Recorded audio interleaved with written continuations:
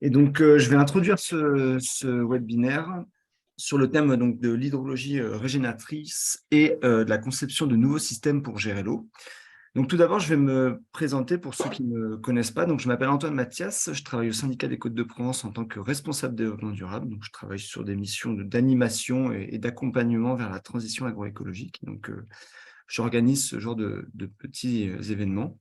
Donc, on voulait parler de l'hydrologie régénératrice car c'est un… Alors, je vois qu'il y a des participants en cours. Il faut que je les admette en cours pour pas qu'ils loupent l'introduction. Donc, on voulait parler de ce sujet car, bon, tout d'abord, la gestion de l'eau, tout le monde le sait, c'est une problématique qui est déjà très importante actuellement et qui sera d'autant plus importante dans le futur.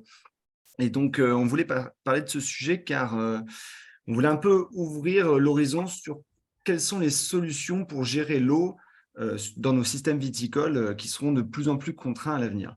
Donc, pour l'instant, c'est vrai que sur la gestion de l'eau, on se focalise souvent sur des solutions qui sont essentiellement à l'échelle de la vigne ou de la parcelle. Par exemple, on va essayer de travailler comment la vigne va consommer moins d'eau. On va travailler, par exemple, sur des solutions d'irrigation, mais on sait très bien que dans l'avenir, ça sera potentiellement des solutions de plus en plus compliquées, qu'il n'y aura pas forcément de l'eau de partout, enfin pour tout le monde. On sait qu'il y a des zones qui ne sont pas non plus irrigables sur tout le territoire. Et donc, on sait aussi que la viticulture n'est pas forcément la priorité s'il y aurait des restrictions importantes. Donc, c'est important de voir ça d'une manière un peu plus large. Ensuite, on essaye aussi de travailler au niveau des sols, avec une gestion plus durable des sols, parce qu'on sait que nos sols, évidemment, peuvent avoir des services écosystémiques plus importants, notamment de retenir plus d'eau. Mais encore une fois, on se concentre essentiellement à l'échelle d'une parcelle. Et là, ce qu'on vous propose ici, c'est d'aller un peu plus loin, de mettre un pas en arrière et de voir un petit peu nos visions, une vision de solution à l'échelle plutôt de la parcelle, non, plutôt du paysage, pardon, et de tout l'écosystème viticole grâce en fait à des aménagements hydrauliques, qu'on dit aménagement hydraulique régénératif, qui travaille essentiellement sur la circulation de l'eau à l'échelle d'une parcelle et à l'échelle d'un bassin versant. Et donc, pour ça, bon, le principe de ces webinaires, c'est d'introduire un peu ces sujets qui sont souvent méconnus, mais qui sont vraiment importants et qui sont importants qu'on travaille dessus collectivement aussi. Et donc, c'était pour ça qu'on a organisé ce webinaire. Donc, le principe, c'est déjà de vous introduire le sujet pour mieux le connaître et ensuite de vous présenter des cas très concrets et locaux pour que chacun puisse s'identifier à des projets qui se font dans notre région et qui sont possibles. Et donc, c'est pour ça que j'ai invité donc, Simon Ricard de la société Permalab et Alain Mallard de la société Permavinea, qui ont réalisé tous deux des projets donc, dans la région. Et donc voilà, le principe, donc le webinaire va s'organiser en deux parties. Donc une première partie réalisée par Simon sur l'introduction à l'hydrologie régénérative et d'une manière plus globale sur les cycles de l'eau. Et ensuite, Alain va nous présenter des cas très concrets donc, qu'il a réalisés en Provence ou à côté avec des situations pédoclimatiques similaires. Donc, avant de laisser la main à Simon et Alain pour se présenter, donc pour chaque question, il y aura une session questions-réponses après chaque partie. Donc, merci de noter et écrire vos questions sur le chat que Alors, vous juste, avez pardon, ici. Mathias, je t'interromps juste, en fait, si possible, pas de questions-réponses après ma partie, faire nos deux présentations et la question-réponse à la fin, après nos deux parties. Oui, C'est oui, pour, voilà, voilà. c'est à la fin des… Après, moi, je lirai les questions-réponses lors de la session questions-réponses et merci de les écrire à ce moment-là. Donc c'est ici. Et donc voilà. Et je tenais aussi à remercier donc Alain et Simon de participer à ce webinaire. C'est vraiment important qu'on puisse parler de ces sujets et c'est une bonne manière d'introduire le sujet. Et juste pour le webinaire, pour le bon déroulé, merci de couper tous vos micros et donc de bien écrire les questions sur le chat. Voilà. Merci et je donne la main à Simon et à Alain. Simon, je te laisse partager.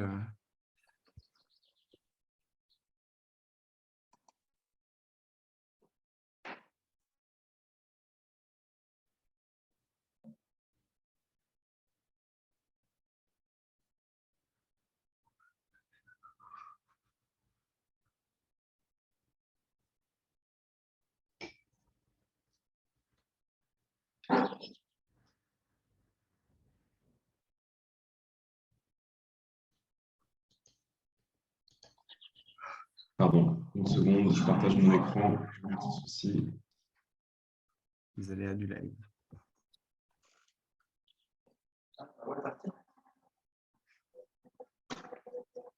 Est-ce que tout le monde voit mon écran?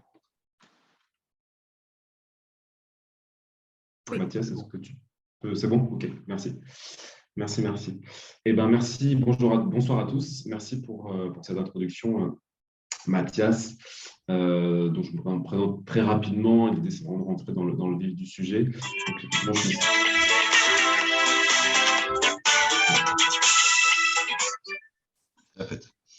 une sonnerie de téléphone. Donc, je suis Simon Ricard de la société Permalab. Effectivement, on est un bureau d'études de conseil dans l'aménagement, le design d'espaces agricoles en général, pas forcément qu'en viticulture. Donc, sur l'aménagement, la réalisation des chantiers, et puis on fait aussi de la formation sur ces mêmes sujets, en tout ce qui est gestion de l'eau, agroforesterie, agroécologie en général, en France, à l'étranger.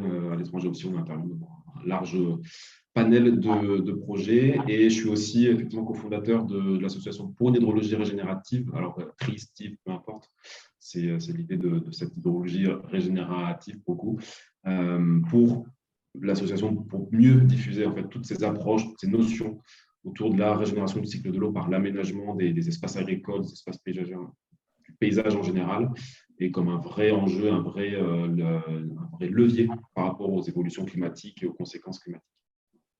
Du coup, là, je vais me prendre un quart d'heure maximum, c'est un peu challenge avec pas mal de notions, mais je vais essayer d'aller vite.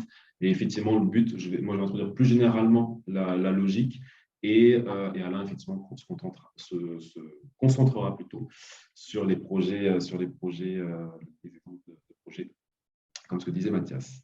Du coup, effectivement, moi, j'ai proposé d'ajouter au sous-titre par rapport à ce qui était illustré, parce que par rapport à ce qui était présenté, donc cultiver la résilience hydrique de l'écosystème viticole, parce qu'effectivement, on va parler et on essaie très rapidement de sortir de cette notion de juste solution technique à la parcelle pour parler vraiment de l'écosystème, et pas juste des solutions en termes d'eau, mais aussi en termes de résilience hydrique. Et du coup, j'aime bien, pour contextualiser un peu large, j'aime bien commencer mes formations, conférences par cette phrase de Masanobu Fukuoka. C'est dans un désert américain que j'ai réalisé soudain que la pluie ne tombe pas des cieux, elle provient du sol. La formation des déserts n'est pas due à l'absence de pluie, mais plutôt la pluie cesse de tomber parce que la végétation a disparu. Et cette phrase, elle résume bien l'idée, la logique, quelque part, ce qu'on va chercher à faire, et cette nouvelle vision, cette nouvelle compréhension du cycle de l'eau, des cycles de l'eau, et surtout de ce qu'on est en train de vivre actuellement quand on entend parler de sécheresse et de tous les phénomènes en lien avec ça. Et c'est aussi issu de cette justement nouvelle, entre guillemets nouvelle, représentation du cycle de l'eau qu'on a depuis quelques années, notamment par les scientifiques. Les scientifiques qui, voilà, on connaît tous la vision qu'on a appris à l'école du cycle de l'eau, qui est l'eau bleue, qui est l'eau s'évapore des masses océaniques, rentre au niveau des continents, précipite plus ou moins loin dans les reliefs, tombe, soit s'infiltre, soit ruisselle, soit retourne par l'évapotranspiration, mais in fine retourne par les flux et par les cours d'eau notamment aux masses océaniques. Là où il y a une nouvelle représentation du cycle de l'eau, c'est dans la proportion que prennent justement l'évapotranspiration, le rôle de la végétation, des sols et de la végétation, du binôme sol-végétation, et la quantité et la densité de végétation, de ce rôle de cette végétation donc dans l'évapotranspiration et sur les cycles de l'eau, le cycle de l'eau et les cycles de précipitation, la quantité, la répartition notamment des précipitations. Jusqu'à ce qu'on se rende compte qu'en fait, 2/3 des précipitations continentales viennent de l'évapotranspiration, donc directement en lien avec la végétation et les sols. Et c'est ce qu'on appelle l'eau verte. En particulier, on va de plus en plus parler de l'eau verte. L'eau verte, c'est justement cette eau intracontinentale et en lien avec le sol végétation, quoi. Par opposition, plutôt par complément, avec l'eau bleue étant l'eau des flux, l'eau qui circule à travers les courants et le grand cycle de l'eau. Et de cette représentation, en fait, on comprend petit à petit, de plus en plus, quand je dis on, c'est pas moi, mais c'est pas mal, il y a un peu une cohorte scientifique et mondiale qui petit à petit, depuis une quinzaine d'années notamment, appuie sur ce rôle de ce cycle de l'eau dans les problématiques, dans les problèmes écologiques et dans les problèmes notamment dus au réchauffement climatique. Et de ce cycle de l'eau, de ce qu'on disait juste avant, on identifie plutôt ce qu'on appelle un cycle de l'eau fonctionnel, c'est-à-dire que comme un peu représenté sur cette image, avec pas forcément des forêts, mais en tout cas de la végétation, des paysages, des continents, des terres qui sont relativement densément arborés et végétalisés, et ben, il y a des cycles de l'eau continus qui entretiennent notamment ce phénomène de la pompe biotique, qui entretiennent une répartition assez continue des précipitations. Et à l'inverse, on a, et c'est ce qu'on est de plus en plus, et notamment dans le contexte méditerranéen, un cycle de l'eau entre guillemets dysfonctionnel, par justement un phénomène centenaire, voire millénaire, et qui s'est accéléré d'autant plus récemment. C'est des formes de dévégétalisation des continents, déforestation, travail des sols, suppression de la végétation, surpâturage, plein de phénomènes qui ont conduit à ça. Et globalement aussi le paradigme de l'évacuation de l'eau, des formes de drainage, d'évacuation de l'eau de pluie qui tombe quelque part, est un problème d'une certaine manière, et on cherche à l'évacuer. Et du coup, ce double phénomène a un impact sur le cycle de l'eau, et a un impact et crée en fait une alternance de deux faces d'une même pièce d'une certaine manière, que sont sécheresse au pluriel et inondation. Et c'est particulièrement le cas, comme j'étais sur le bassin méditerranéen, mais dans plein d'autres contextes. À chaque fois qu'on voit des inondations et qu'on voit une sécheresse, on sait que quelque part, c'est des phénomènes concomitants qui sont liés certes au réchauffement climatique, il y a un paramètre certain, mais qui sont liés d'abord et surtout à l'évolution progressive de nos paysages qui quelque part ont une influence forte sur le cycle de l'eau. Du coup, sans rentrer dans les détails des conséquences, parce qu'on pourrait détailler tout ça, c'est quelque part la logique qu'on va chercher à avoir, qu'il faut comprendre pour penser un peu global, c'est justement d'avoir une approche, disons, holistique pour réaménager les écosystèmes agricoles à toutes les échelles pour transformer au niveau du cycle de l'eau. Alors, ça ne va pas forcément se passer à petite échelle, mais quelque part, la logique est la même à petite, moyenne et grande échelle pour des effets bénéfiques à petite, moyenne et grande échelle. Et dans cette approche, il y a, on va dire, un triptyque sur lequel on reviendra petit à petit avec Alain, un triptyque qu'on considère les trois en même temps, et c'est très valable dans l'aménagement viticole. C'est le triptyque eau, sol, arbre. Donc de eau, hydrologie, prise en compte des chemins naturels artificiels de l'eau, le design global de sites priorisant la gestion de l'eau, et tous les aménagements et implantations favorisant infiltration et stockage d'eau, création de zones humides ou semi-humides, recharge passive des aquifères. On va y revenir un petit peu après. Donc ça, c'est justement en lien avec l'eau bleue, comment ralentir l'eau avant qu'elle retourne à la mer. Et puis l'eau verte, cultiver l'eau verte, justement gestion verticale plus, par les deux phénomènes concomitants, sol, agronomie, donc un sol vivant et couvert en permanence, riche en matière organique, et la clé pour une gestion de l'eau à court terme, en réduisant drastiquement tous les phénomènes de ruissellement, stockant l'eau dans tous les éléments biologiques, favorisant l'infiltration et la résilience hydrique, toute végétation cultivée. Et arbres et pérennes, agroforesterie d'une manière générale. Les arbres sont la clé pour la gestion de l'eau sur le long terme, en favorisant l'évapotranspiration, condensation et petits cycles de l'eau, créant des microclimats frais et humides, infiltrant l'eau en profondeur et ou la remontant en surface, développement le réseau mycorhizien et la vie biologique du sol, entre autres, on pourrait dire. Alors, je vais balayer juste un peu rapidement ce triptyque, sans rentrer dans les détails pour parler après justement sur l'aménagement hydrologique, l'eau qu'on voyait.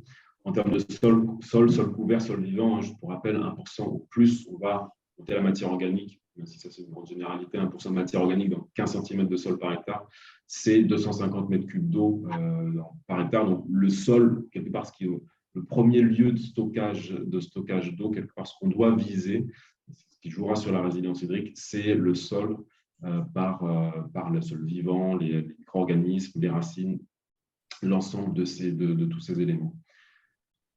Et un rapide aperçu, mais que beaucoup connaissent maintenant, les pratiques agricoles, en tout cas, qui vont vers ça, tout ce qui est forme d'agriculture de conservation, sol couvert, culture sur sol vivant, maraîchage sur sol vivant, entre autres, mais aussi déclinable dans l'ensemble des secteurs agricoles, en termes de gestion animale, de pâturage, de gestion holistique du pâturage, voire même régénérative, et puis en culture pérenne, comme la vigne, évidemment, en herbement et couverts végétaux.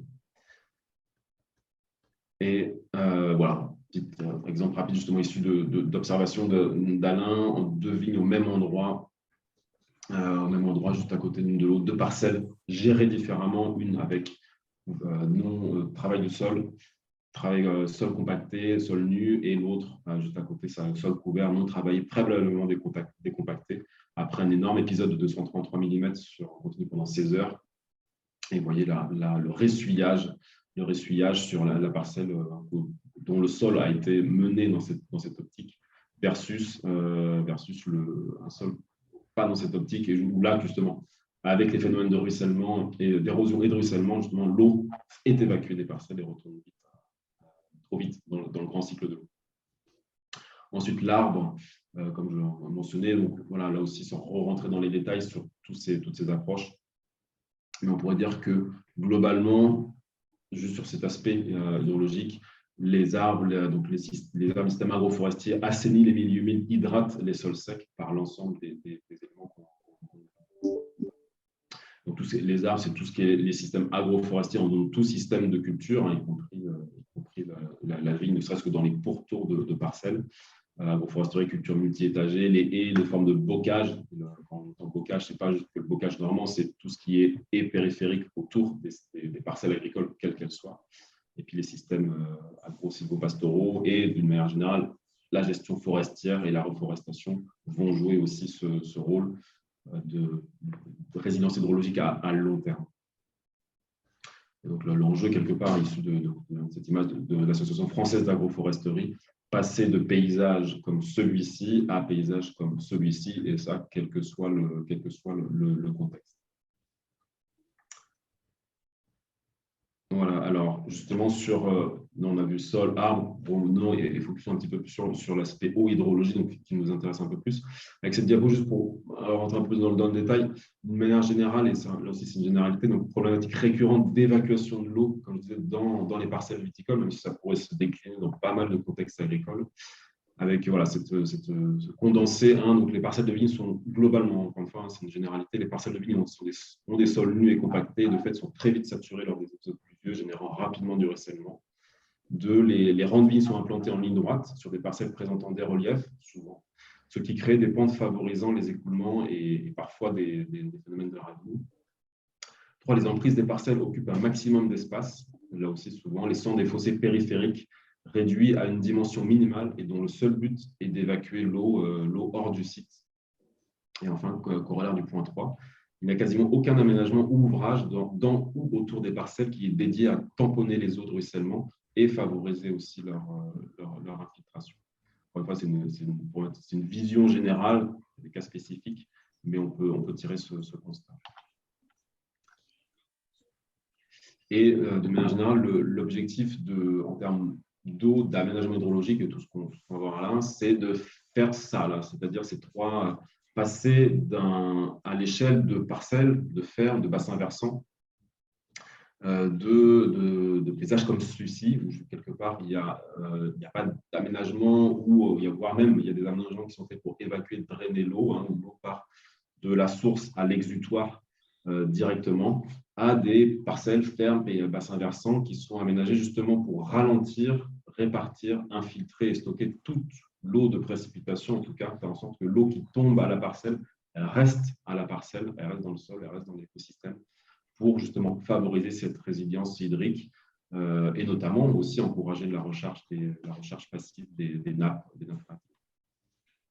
Donc voilà, et là aussi donc rallonger le temps de présence sur l'écosystème viticole, entre autres.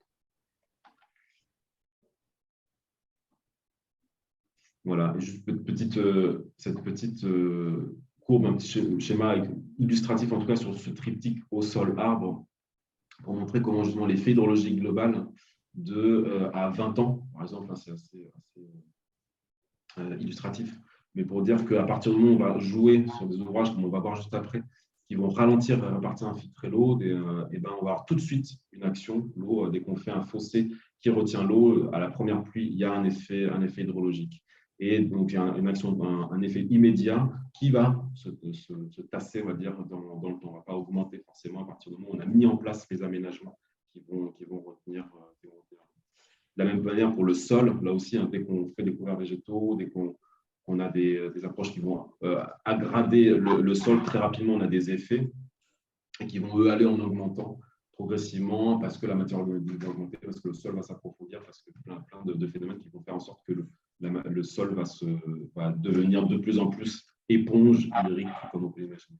Et les arbres, pour compléter le panorama, et pourquoi c'est important aussi d'introduire maintenant et de penser aux arbres maintenant, c'est parce que leur effet sur la résilience hydrique et l'effet écosystémique en général, il se fera qu'à 5, 10, voire plus après la plantation, quoi. Donc, et par contre, à terme, c'est eux qui vont vraiment prendre le relais des deux premiers, certainement. Alors, tout ça, ça vient, toute l'approche d'hydrologie régénérative. Donc, cette forme, et l'idée, c'est que, et on va le voir avec Alain aussi, c'est justement de concevoir, designer, aménager, réfléchir sur plan aussi par rapport à chaque contexte agricole et viticole, de comment on peut aménager pour, là aussi, retenir l'eau. Et une des méthodologies de ces approches, c'est issu de ce qu'on appelle le keyline design de Percival Alfred Yeomans, un Australien ingénieur des mines à l'époque, dans les années 40-50, qui vivait dans un contexte semi-désertique, 250-300 mm d'eau par an en Australie, donc, et dans des paysages qui étaient très soumis aux incendies normalement. Il a perdu un membre de sa famille dans un incendie de prairie, littéralement, et, sur sa ferme. Et du coup, à partir de là, il s'est dédié à comment est-ce que je peux lutter dans mes paysages, sur mes terrains. À l'époque, en Australie, c'est des grandes surfaces. Comment est-ce que je peux lutter contre les incendies? Et la meilleure manière de lutter contre les incendies, pour lui, c'était de stocker de l'eau dans le paysage et dans les sols. Et de là, comme il avait une connaissance approfondie justement de la topographie, il était aussi ingénieur en topographie, il a réfléchi et l'intention c'était et il mentionnait cette phrase, l'érosion, l'incendie, l'assèchement des terres ne sont résultat qu'une mauvaise planification agricole et une mauvaise incompréhension de la topographie. Et donc, il a créé ce fameux keyline design, un design en ligne clé, pour infiltrer ou stocker toute l'eau de précipitation, créer rapidement un sol fertile et régénérer terre et paysage, en sachant, comme je disais, que c'était la meilleure logique pour lutter contre les incendies. Mais en fait, on s'est rendu compte que ce n'était pas que pour ça, c'était aussi pour régénérer les sols, pour avoir des systèmes plus productifs, plus résilients à différents niveaux. Du coup, de cette logique du keyline design, cette logique du keyline design, il a créé toute une approche qui nous sert actuellement dans la réflexion d'aménagement et notamment ce qu'on appelle l'échelle de permanence, où dans sa logique, c'était de considérer d'aménager en priorité, en priorisant les éléments qui sont les plus difficiles à faire bouger ou à évoluer dans le temps, ou autrement dit, les éléments les plus permanents dans le temps et dans l'écosystème, les penser en priorité pour favoriser tous les autres ensuite. Donc, climat, topographie, c'est les éléments prioritaires. Donc, on les considère en priorité, on conçoit, on aménage en fonction de ça. Et effectivement, tout ce qui est gestion de l'eau et gestion des écoulements d'eau viennent en priorité. Ensuite, les accès, les routes, les chemins, les arbres, les boisements, les infrastructures, subdivision et clôture et sol. Quelque part, entre guillemets, on s'occupe aussi du sol et ce sera plus facile d'aménager et de régénérer les sols dans un paysage qui aura été aménagé, conçu dans cette optique.